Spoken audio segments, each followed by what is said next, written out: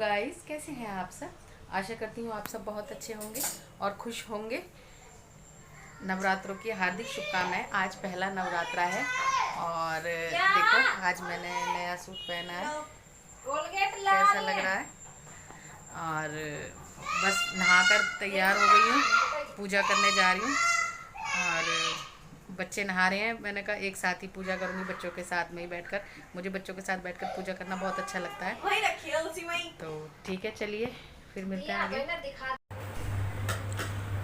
मेरी पूजा ख़त्म हो चुकी थी गाइस और मैं अपने घर के कामों में लग गई थी। छोटे मोटे जो काम रह गए थे, जैसे बच्चे सो रहे थे उस टाइम पे जब मैंने घर की साफ़ सफाई की थी, पोछा वगैरह लगाया था, तो ये चादर लगानी रह गई थी, चादर लगा रही थी।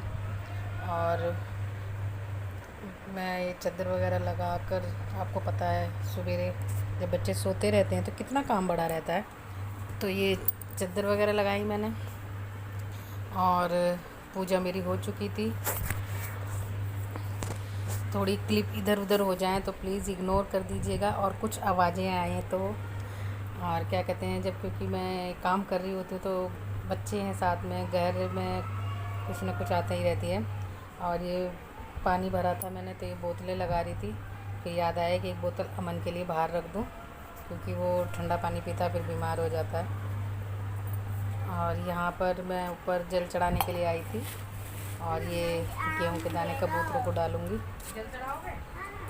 तो ये बच्चे दोनों के दोनों जिद कर रहे थे, मैं भी जल चढ़ाऊँगा, मैं भी जल चढ़ाऊँगा। हमारे शुभम ने भी व्रत रखा था और मेरे लड़की ने भी, बेटी ने भी रखा था व्रत।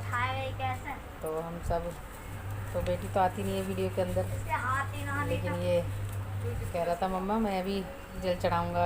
यहाँ पे हमारे यहाँ बंदर हैं बहुत सारे, तो कह रहा था मम्मा बंदर खा लेंगे, बंदर खा लेंगे। मैंने कहा जिसके नसीब का होगा वो खा ही लेंगे, कोई बात नहीं, रहने दो आप।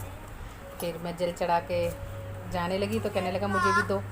फिर मैंने भर के उसको भी दिया, उसने भी जल चढ़ाया। कह रहा मेरी भी बनाओ आप वीडियो। मैंने कहा ठीक है आ जाओ।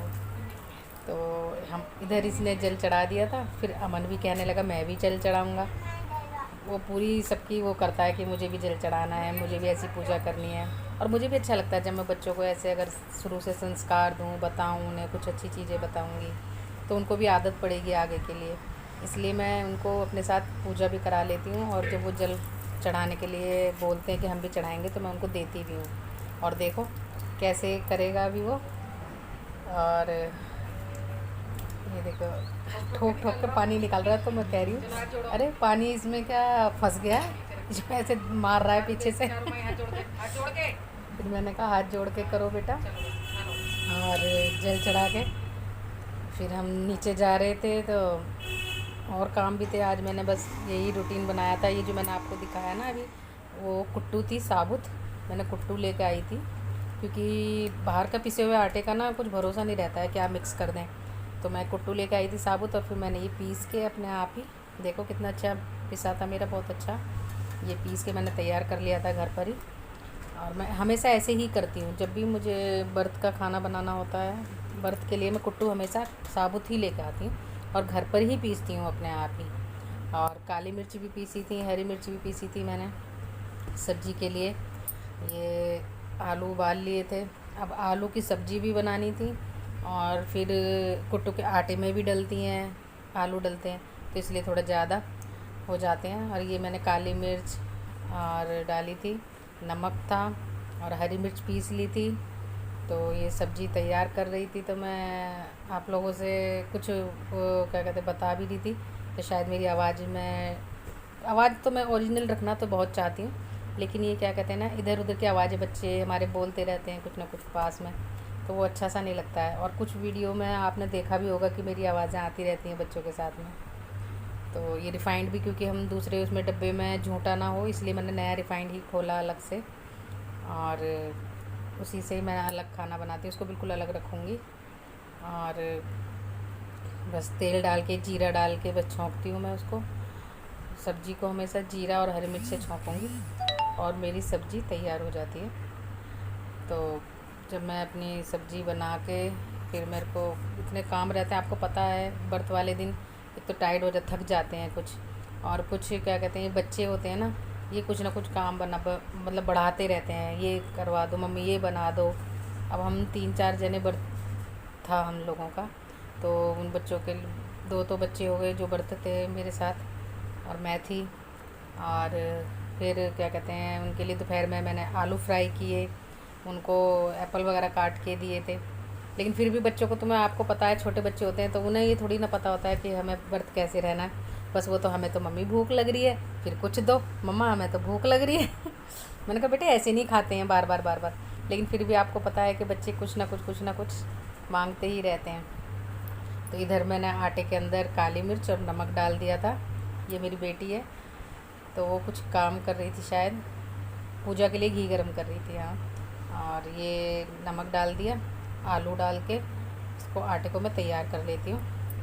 इसको अच्छी तरीके से आटे को मतलब मार लो, इसमें पानी बिल्कुल भी नहीं लगता, ये आलूओं के ही मॉइस्चराइज से ही वो हो जाता है, मतलब मंड जाता है आटा। इसमें बिल्कुल भी पानी नहीं लगता है, एक बूंद भी पानी नहीं लगेगा।